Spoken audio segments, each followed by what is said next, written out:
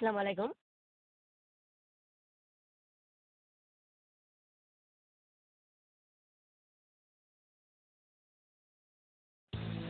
আমার প্রশ্নটা শিক্ষিত চরমপন্থীদের ব্যাপারে। চরমপন্থী যুবক একটা সংগঠন আছে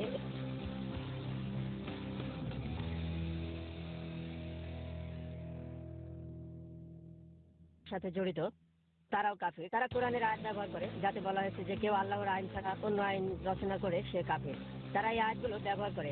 তারা নাইনি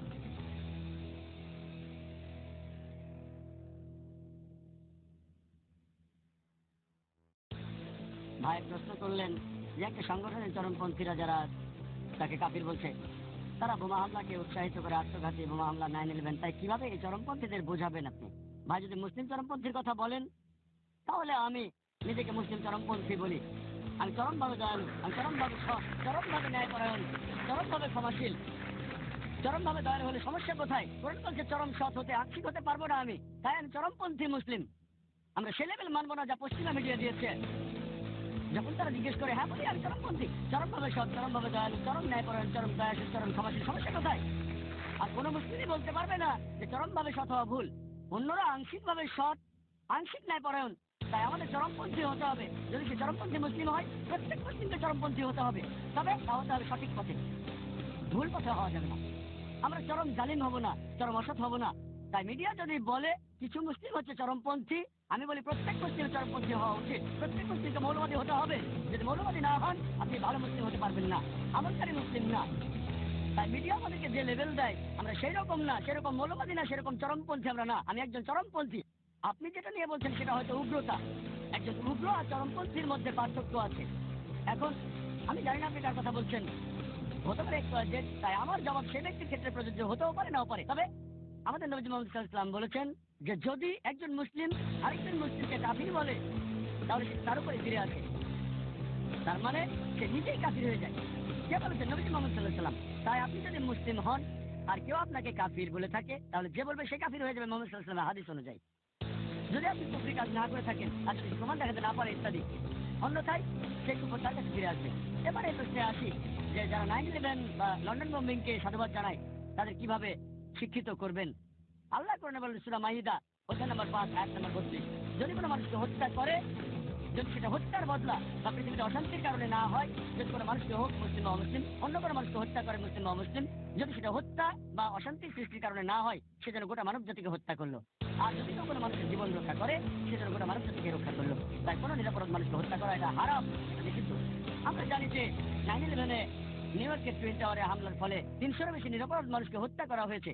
লন্ডন বোমা হামলায় গত বছর 50 জনের বেশি মানুষ নিহত হয়েছে। এই গত মাসে বোম্বেতে 11 জুলাই 2006 2000-এর বেশি মানুষকে হত্যা করা হয়েছে। নিরপরাধ মানুষকে হত্যা করা হারাম। ইসলামের সামান্য জ্ঞান থাকলে কেউ এই কাজ করবে না, কাজে নিন্দা করতে হবে যে ইসলামে হারাম এটা। পশ্চিম এই কথা বলেছে, বিশেষ করে ইংল্যান্ড এবং ইউএসএ তে প্রথম পাতায় পড়েছি। কিন্তু এটুকু বলে শেষ কেন? সেটারও নিন্দা করতে হবে যে হাজার হাজার মানুষকে আফগানিস্তানে হত্যা করা হচ্ছে, হাজার হাজার মানুষকে ইরাকে হত্যা করা হচ্ছে, হাজার হাজার লোকদের হত্যা করা হচ্ছে বসনিয়ায়, গুজরাটে। এগুলো আমরা বলি না কেন? যখন কাউকে আমেরিকায় জিজ্ঞেস করি যে এগুলো বলছেন না কেন, ভাই কাকির অবস্থাটা এমন যে এর বেশি বলতে পারি না। অবস্থাটা কি? কাকে ভয় পাচ্ছেন? আমি বোম্বে শহরে বাস করি, মাশাআল্লাহ। একটা শহর, একটা দেশ যেখানে জীবনেরও হুমকি থাকে, কিন্তু আল্লাহ আছেন, মাশাআল্লাহ, তিনি রক্ষা করেন, আলহামদুলিল্লাহ। এগুলো আপনারা বলছেন না কেন? একটু বলে ছেড়ে যাচ্ছেন কেন? কেন? লন্ডনে বোমা হামলার চেয়ে বেশি লোককে হত্যা করা হচ্ছে আফগানিস্তানে, ইরাকে গণহত্যা হচ্ছে, দেখেছেন এটা না? তাহলে কেন কেন চুপ করে আছেন? কাকে ভয় পাচ্ছেন? কেন? একই সাথে এরা নিন্দা করতে হবে না? নিন্দা করার সময় আসেনি, কিসের সময় আসেনি? আমাদেরকে বুঝতে হবে যা ভুল তা নিন্দা করতে হবে, যা গুজরাটে হচ্ছে তা নিন্দা করতে হবে। আর যে সকল লোকজন এখানে দায়ী যে কোনো অন্যায়ের জন্য, তাদেরকে ধরেন এবং শাস্তি দেন, কোনো সমস্যা নেই, নিরাপরাধকে শাস্তি দেবেন না। গুজরাটে কাউকে হত্যা করা হলে বোম্বেতে বোমা হামলা করা হয় কেন? তারা একই সম্প্রদায়, ইসলাম এটার অনুমতি দেয় না। চিন্তা করেন, নিরাপরাধ মানুষকে হত্যা করা হয়েছে বোম্বের বোমা হামলায়, লন্ডনে বা নিউ ইয়র্ক। এই নিরাপরাধ মানুষগুলোর আত্মীয় স্বজনের চিরশত্রু হয়ে যাবে যারা এটা করেছে। মনে রাখবেন, বলছি না মুসলিমরা করেছে, হ্যাঁ, কোনো প্রমাণ নেই, কোনো প্রমাণ পায়নি যে লাদেন এটা করেছে। এখানে এখনো ব্রিটিশ সরকার বের করতে পারেনি লন্ডনের বোমা হামলাকারীদের। এখনো কেউ জানে না বোম্বে হামলা করেছে কে। আমি বলছি না মুসলিমরা এটা করেছে, যে এটা করে থাকুক, মুসলিম বা অমুসলিম, নিন্দা জানাতে হবে। একজন ভালো মুসলিম যে আল্লাহর কাছে নিজের ইচ্ছাকে সমর্পণ করে সে কখনোই এমন কাজ করবে না। যদি কাউকে ধরা হয় যার মুসলিম নাম আছে, হয়তো সে নকল মুসলিম, হয়তো শুধু নাম আছে আব্দুল্লাহ, সুলতান, জাকির, মোহাম্মদ, সেটা ভিন্ন বিষয়। যদি এমনটা করে, হোক মুসলিম বা অমুসলিম, তার নিন্দা করতে হবে। আর ধরেন, চিন্তা করেন, যদি কিছু মুসলিম এটাকে সঠিক বলে মনে করে, যাদেরকে হত্যা করা হয়েছে সে হাজার হাজার লোকের আত্মীয়রা ইসলামের স্থায়ী শত্রু হয়ে যাবে, তারা কিভাবে এমনটা করেন? এটা হারাম। তাদের কি দোষ ছিল? বোম্বেতে ট্রেনে করে যে লোকগুলো যাচ্ছিল সে লোকদের কি অপরাধ ছিল? মার্কেটের যে মানুষগুলো ছিল, লন্ডনে যে টিউব বোমা হামলা, তাদের কি অপরাধ ছিল? যদি অপরাধীকে ধরতে পারেন, শাস্তি দেন, কোনো সমস্যা নেই। আর যদি তা না করতে পারেন, নিরাপরাধ মানুষকে হত্যা করবেন না, ইসলামের পক্ষে না। একইভাবে যখন আমাকে প্রশ্ন করা হয়, যখন অস্ট্রেলিয়ায় গিয়েছি ম্যানিংয়ের পরে, সম্ভবত 2002 সালে, পার্থে অবস্থিত আমেরিকার কনসাল জেনারেল, বিষয় ছিল জিহাদ এবং সন্ত্রাসবাদ। তিনি বললেন, আপনি কি ওসামা বিন লাদেনকে সন্ত্রাসী মনে করেন? বললাম, দেখেন, ওসামা বিন লাদেনকে চিনি না, তার সাথে দেখাও হয়নি, সে আমার বন্ধু হওয়ার সত্ত্বেও না। যদি মিডিয়া CNN থেকে বলতে হয়, তবে কোরআন মধ্যে সূরা হুজুরাত অধ্যায় নম্বর 49 আয়াত 6, যখন কোনো বার্তা পাবে প্রথমে তা যাচাই করো আরেকজনকে বলার আগে। বিবিসি আর CNN যা বলছে তা আমি বিশ্বাস করতে পারি না। তাই আমি জানি না বিন লাদেন ভালো না মন্দ, আমি জানি না আল কায়দা আছে কি না। আমি একটা লেকচারও দিয়েছি, সন্ত্রাস কি মুসলিমদের জন্য, বার্মিংহামের NEC-তে।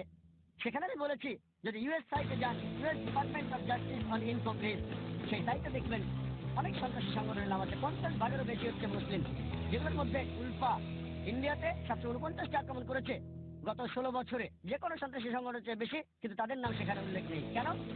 আল কায়দা 28টা আক্রমণ করেছে, সবগুলো সন্দেহের উপরে, কোনোটারই প্রমাণ নেই। 749টি আক্রমণ, সবগুলো প্রমাণিত, কিন্তু তাদের সাইটে উল্লেখ নেই।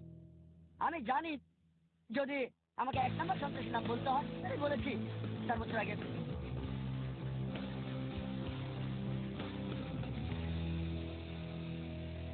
আফগানিস্তানে হাজার হাজার লোককে হত্যা করেছে, ইরাকে হাজার হাজার লোককে হত্যা করেছে, আমরা জানি। আর সেই সময় এটা অস্ট্রেলিয়ার পত্রিকার হেডলাইনে এসেছিল, একটা জাকির নাইক নিজেকে মৌলবাদী বলেছে, আর বলেছে জর্জ বুশ 1 নম্বর সন্ত্রাসী, শিরোনাম হয়েছে।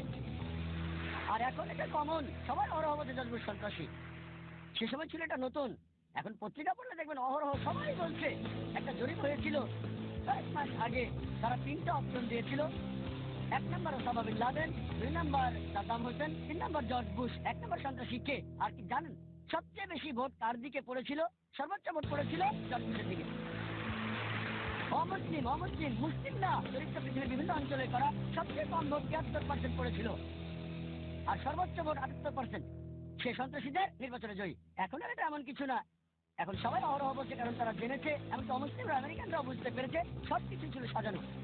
কে করেছে আমি জানি না, তবে যদি আমাকে জিজ্ঞেস করেন কে করেছে, কিছু লোক বলে এটা ভেতরের ঘটনা। যেই করুক, যেই করে থাকুক, এই কাজটাকে নিন্দা জানাতে হবে। নিরপরাধ মানুষকে হত্যা করতে পারবেন না, তাই আপনাকে বুঝতে হবে, যেই বলে থাকুক এগুলো সঠিক কাজ, তারা সম্পূর্ণ কোরআন এবং সুন্নাহর বিরোধী। প্রমাণ দিতে বলেন, কোরআনে কোথাও বলা হয়নি। যদি অপরাধীকে ধরা যায় আর শাস্তি দিয়ে থাকেন, ঠিক আছে, কিন্তু নিরপরাধ মানুষকে হত্যা করতে পারবেন না।